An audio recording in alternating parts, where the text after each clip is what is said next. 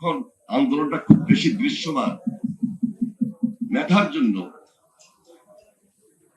আমাদের ছাত্ররা আন্দোলন শুরু করেছে এবং সাধারণ ছাত্রীরা শিক্ষার্থীরা মাঠে ময়দানে নেমেছে। আমাদের ইয়াং জেনারেশন যারা আছে আমরা তাদেরকে এমন ভাবে গাইড করেছি, ওদের সঙ্গে মিলিয়ে মিশিয়ে দিয়েছি। আন্দোলনকে আরো চাঙ্গা করতে হবে। এটা কোন রাজনৈতিক দলের একক আন্দোলন ছিল। 25 তারিখে আমাকে যখন এই গ্রেফতার করে এলিফ্যান্ট রোড আমার ছোট ভাইয়ের বাসা থেকে সরাসরি ডিবি কার্যালয়ে নিয়ে যায়। আমি ডিবি কার্যালয়ে গিয়ে দেখি আমাদের অনেক সিনিয়র নেতৃবৃন্দ, সবচেয়ে সিনিয়র ছিলেন রিজভী আহমেদ।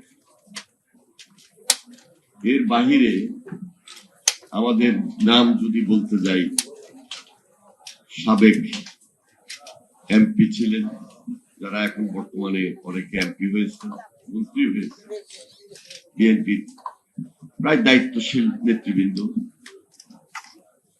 আমাদের বিএনপির অঙ্গ সংগঠন সমূহের নেতৃবৃন্দ এবং আমাদের অনেক নেতা এবং কর্মী সমর্থক, যারা যেখানে পেয়েছে গ্রেপ্তার করেই ওই ডিবি অফিসে নিয়ে গারদে রেখেছে। এর মধ্যে যে আমি উপস্থিত, আমি গিয়ে দেখি জাস্ট ঢুকার পর পরে একজন একজন করে শুধু চোখ বাঁধতেছে গামছা দিয়ে। ওর নাম হইল শাহাদাত না শাহাদাত, শাহেদ শাহ, শাহেদ শাহ, ইসি না এসি যাই ছিল। তার নেতৃত্বে তার সঙ্গে ডিবিতে যারা ছিলেন চোখ বাঁধতেছে এবং চোখ বাঁধতে বাঁধতে আমরা দেখতেছি চোখের সামনে একজন একজন করে পিড়েতে পিড়েতে নিয়ে যেতেছে। তো আমি আসার পর জিজ্ঞেস করলাম যে কি করলো, কথা উত্তর দিবে ওই ধরনের পরিস্থিতি ছিল না। এত গায়ে আঘাত করেছে এবং এমন ভাবে প্রহার করেছে, শারীরিকভাবে এত নির্যাতন করেছে, সেখানে তাৎক্ষণিক মুহূর্তে এসে উত্তর দিবে, আমার সঙ্গে শেয়ার করবে, ওই সুযোগটা পর্যন্ত ছিল না, ওই শক্তিটা পর্যন্ত ছিল না। পায়ে, পিঠে, মাথায়, ঘাড়ে সমানে আঘাত করত এবং অন্ধকার একটা রুমে নিয়ে টর্চার। তা আমি চিন্তা করলাম যে যেভাবে শুরু করেছে, এত এত সিনিয়র নেতৃবৃন্দকে চোখ বেঁধা নিয়ে যাচ্ছে, শরীরে গায়ে হাত দিতেছে। আমি যদি এখানে কোনো সাহস না করি, প্রতিবাদ যদি না করি, কিন্তু শেষ পর্যন্ত আমার গায়ের দিকে আসবে, রিজভী আমাদের গায়ের দিকে আসবে। আমি ওই রাত্রি শাহেদ শাহকে আমার সামনে দাঁড়ানো অবস্থায় যখন চোখ বাঁধা শুরু করলো, আমি সঙ্গে সঙ্গে সাহস এবং একটা বেনিফিট পেয়েছি। শাউটের পর আস্তে আস্তে এই যে টর্চার করা, এটা কমে আসছে। চোখ বেঁধে নিয়ে যেত, অন্ধকার রুমে রাখতো, হয়তোবা কিছুটা হলেও কমে দিয়েছে। শেষ পর্যন্ত সবাইকে 5 দিন রিমান্ডে দিত, আমাকে 7 দিন রিমান্ডে। আর আমাকে সিনিয়র নেতৃবৃন্দের সঙ্গে যেখানে রাখতো, ওইখান থেকে আমাকে সরিয়ে সামনে একদম জেনারেল যারা আমাদের সমর্থক ছিল, কর্মী ছিল, ওদের সঙ্গে নিয়ে রাখতো।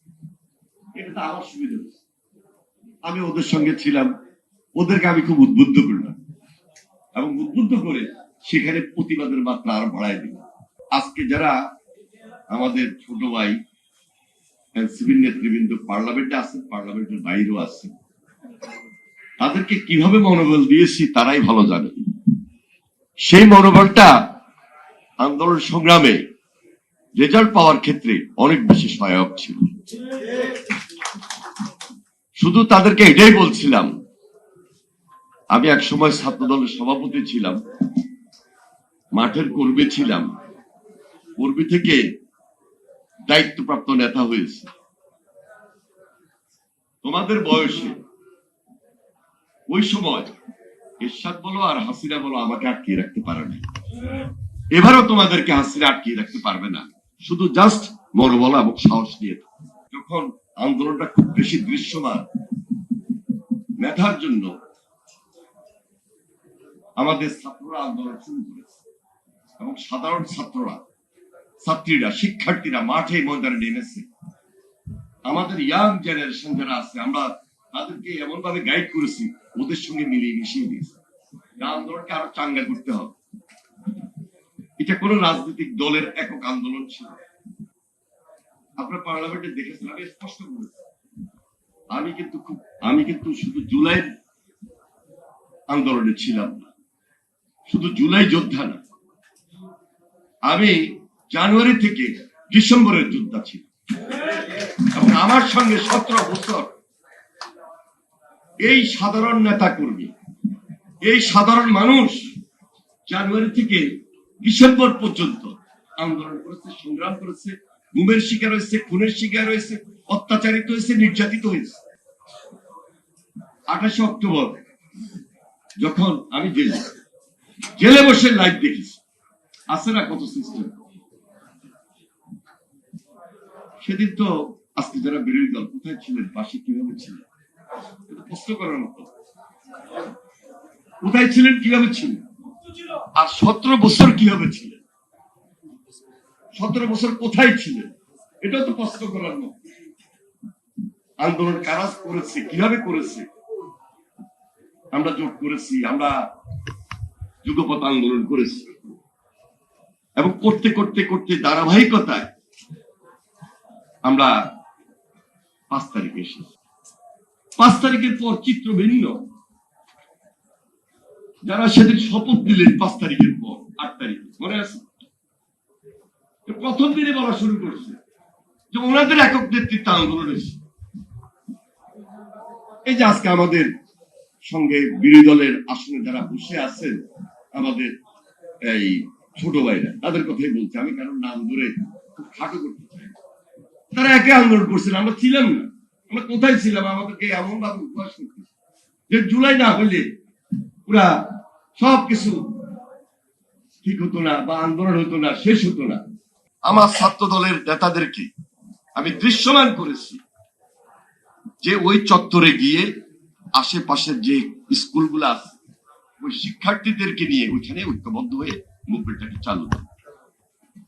যারা সেদিন জেনারেল স্টুডেন্ট এবং আমাদের সংগঠনের প্রজন্ম যারা সে ঐক্যবদ্ধ আন্দোলনে যোগ দিয়েছিল, নেতৃত্বে যারা ছিল তারা কিন্তু জেনারেল স্টুডেন্ট নেতৃত্বে ছিল। 5 তারিখের পর ওদের আর কোনো খবর নেই। 5 তারিখে যারা সামনে আসলো, ওই যে একটু আগে বললেন না, সুপ্ত গুপ্ত, তারাই, যারা কোনোদিন আন্দোলন করে নাই, সংগ্রাম করে নাই, নেতৃত্বে প্রায় ডিস্ট্রিক্টে প্রায় জায়গায় তারা আসে নেতৃত্বটা দখল করে। ওই দখলের পর একটা বছর পার হলো, নির্বাচন হলো, নির্বাচনের আগ পর্যন্ত কারা সেই হেলমেট বাহিনীকে সঙ্গী করল, কারা আওয়ামী লীগকে সঙ্গী করল। এটা তো এমন কোন জেলা নাই সব আওয়ামী লীগ তো পালিয়ে যায়নি, এখনো তো পালিয়ে যায়নি। সবার মামলা তো একরকম না, এক একজনের এক এক রকম। আবার অনেকের বিরুদ্ধে মামলাও নেই। আবার পার্লামেন্টে দাঁড়িয়ে বলেন, বাইরেও বলেন, যারা বলছেন যে ভালো আওয়ামী লীগের ওনারা সঙ্গী করবে, ভালো আওয়ামী লীগ যেন তাদের সঙ্গে যদি যুক্ত হয় কোনো অসুবিধা নাই। হাসিনা যদি ভালো হয়ে আসে তারও সঙ্গী বানাবেন, এটা তো হইতে পারে না। এই যে রাজনৈতিক দ্বিধা বিভক্তি এখান থেকে শুরু। দেশের বিরোধী আন্দোলনে আমরা একদম মাঠে ময়দানে কর্মী ছিলাম, সমর্থক ছিলাম। করতে করতে আমরা আজকে এখানে এসেছি, 1 দিন 2 দিন না,